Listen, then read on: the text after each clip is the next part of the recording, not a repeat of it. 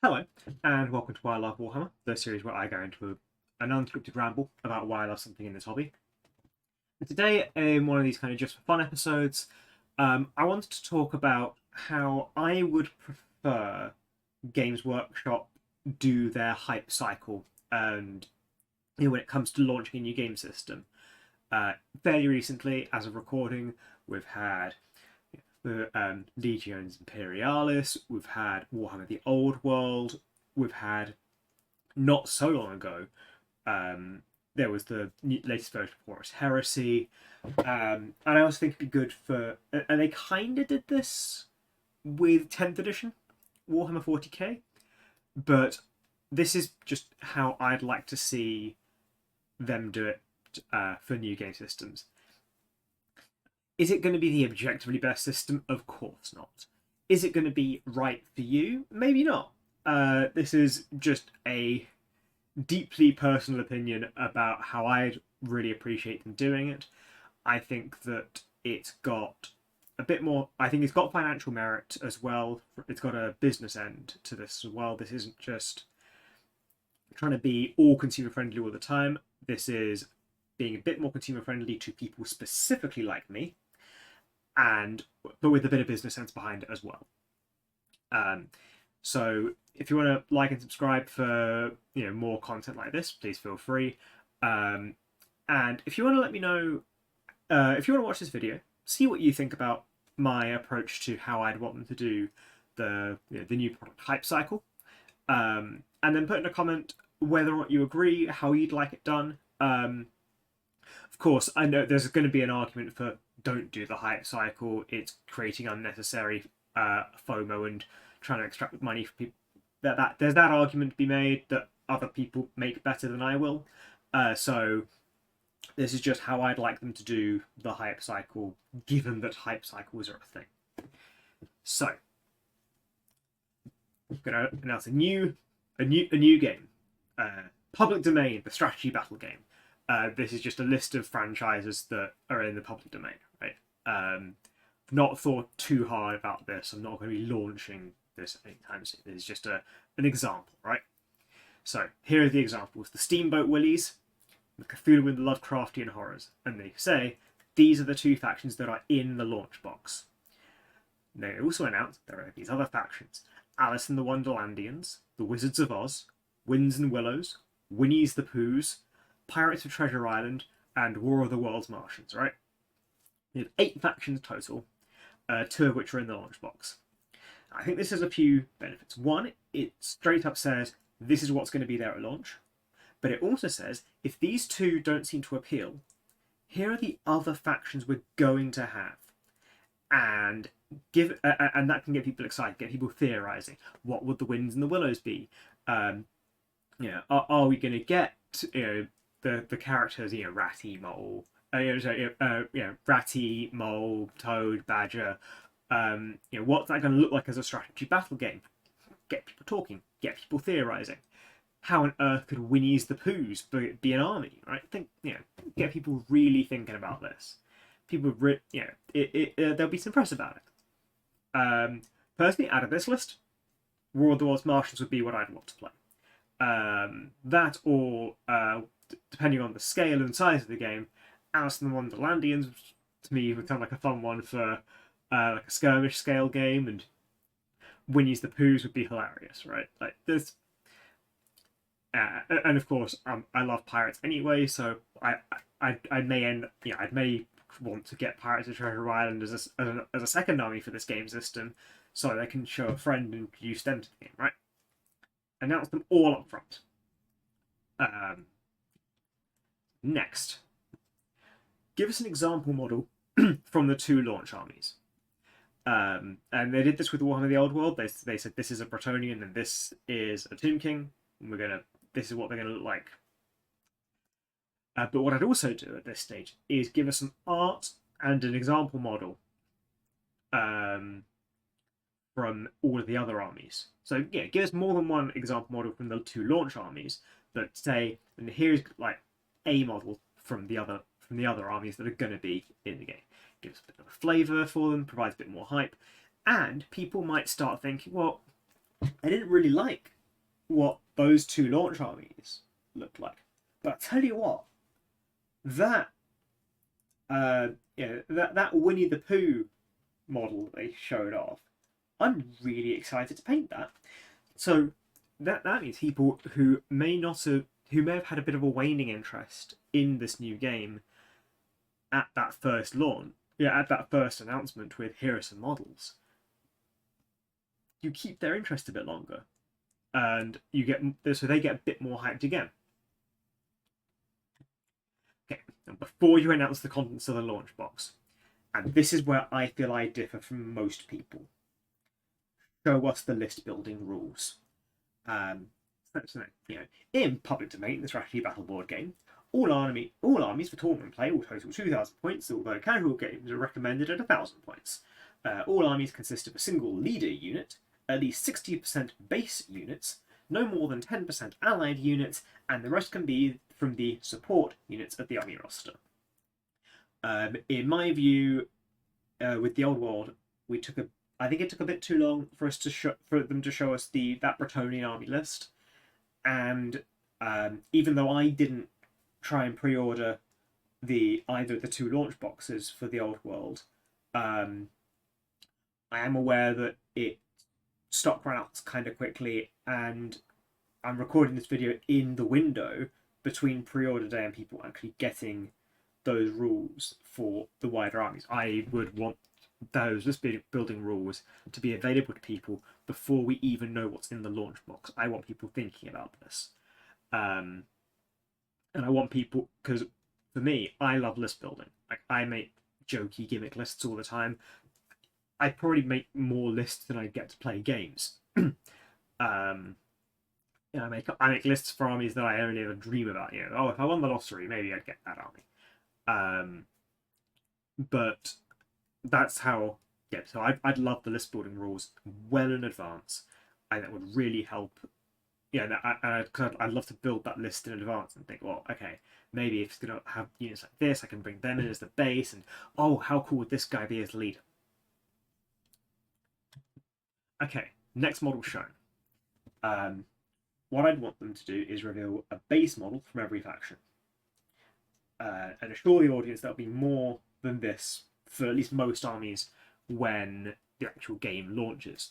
So in my view, for this public domain strategy battle game, the War of the Worlds Martians, they'd only really have the one base unit, but the Treasure Island, there'd be a few. I think there'd be more base units available for. I think Winnie the Pooh would probably have a few base options for the army. I'm kind of swapping out names here. If you want to call base battle line, if you want to call support specialist, if you want to call leaders generals, the nouns here are examples. You don't have to reveal the points here, although I'd appreciate it if they did. Okay, now show us the launch box. Show us, and actually advertise in the article how many points there are in those launch boxes.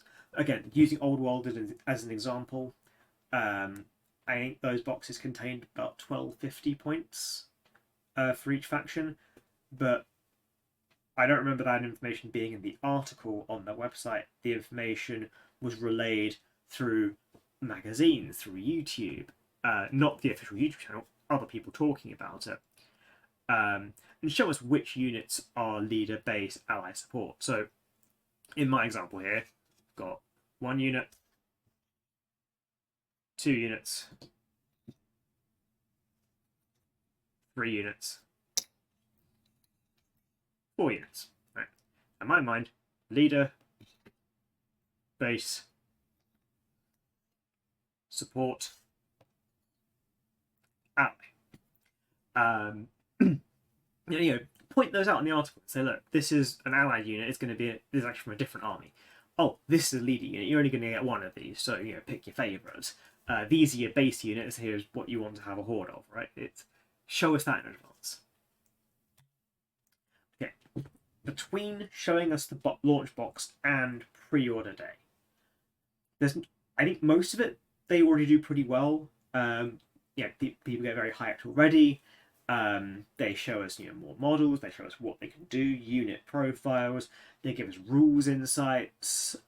They do a lot right in my view in that step. But I would add one thing, which I think makes sense from both being very customer friendly as well as being a business friendly idea, and that's a detailed timeline for which other factions are being released and when. So let's take my example, right? Public domain strategy battle game, where I'm thinking, what the army I really want to play is the Martians, but I'm also kind of hyped for the Treasure Island one. Oh, hang on. Treasure Island's coming out in 6 months. The Martians aren't coming out for a year. Okay, let's get Treasure Island now. Let's get Treasure Island when that one comes out. And that's encouraging someone to pick up an army they were maybe only 60% on.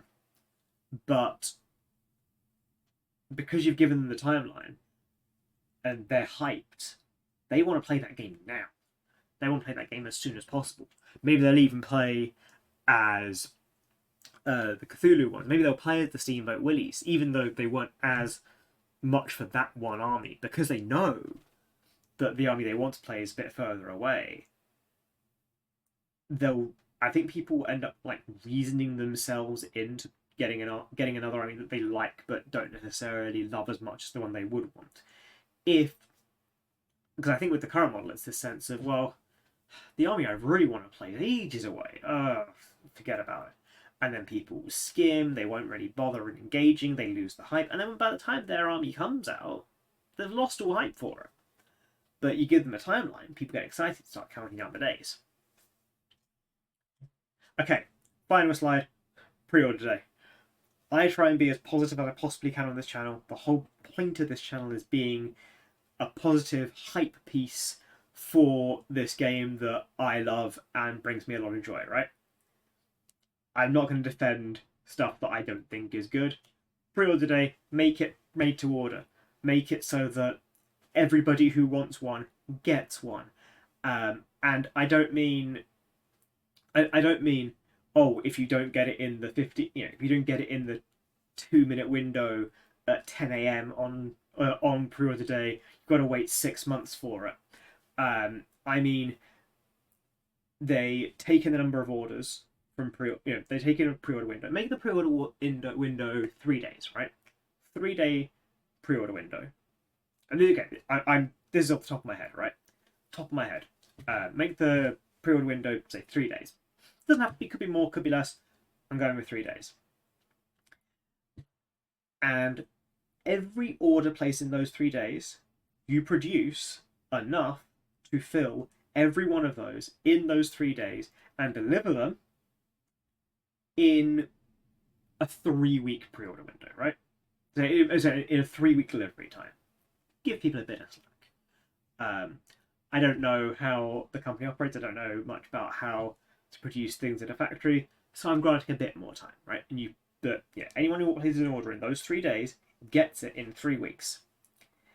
And then anyone who places the order within, say, the 2 weeks following those 3 days, they get it in the 180 made to order window. That way, you're not penalising people who overslept, because there are few things in the context of the hobby, or in the context of buying stuff from Games Workshop, in the context of Warhammer, there are a few things I find more depressing than thinking you've got your order in because it didn't say out of stock, and then, oh, it's 180 days away. Of course there are worse things. Pre-orders running out, like they did for Indomitus, as kind of a feels bad moment.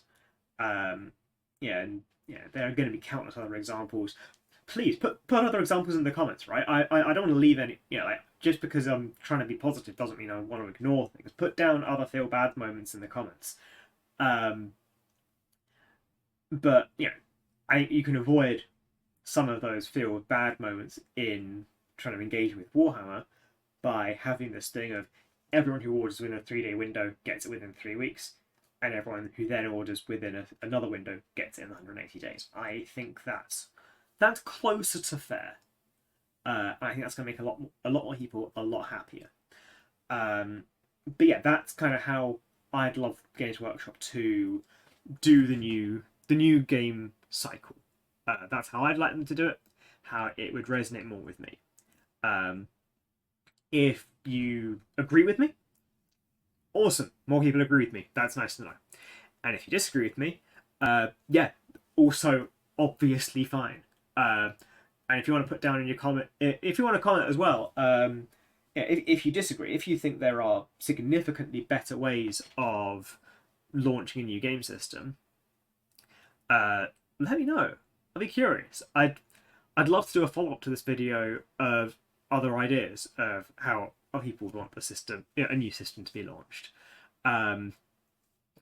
Not every idea. I think that I kind of want to, when it comes to ideas, I want to work within the idea of they're going to release a new game system and there's going to be a hype cycle for it.